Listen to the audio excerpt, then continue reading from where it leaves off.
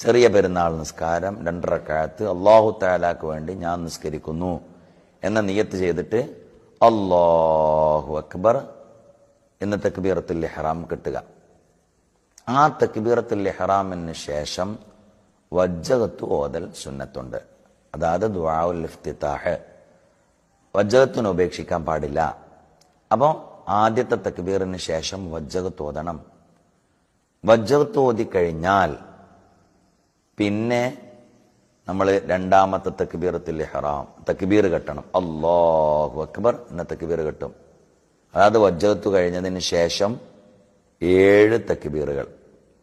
അതായത് തക്ബീറത്തുൽ ഇഹ്റാമിന്റെ ആ തക്ബീർ ഉണ്ടല്ലോ അല്ലാഹു അക്ബർ, അത് 7ൽ ഒന്നല്ല, അത് തക്ബീറത്തുൽ ഇഹ്റാമാണ്. നിസ്കാരത്തിലേക്ക് പ്രവേശിക്കുമ്പോഴുള്ള ഫർളായ തക്ബീറാണ്. അതേത് അല്ലാഹു അക്ബർ എന്നുള്ളത് ഫർളായ തക്ബീറാണ്. ആ തക്ബീർ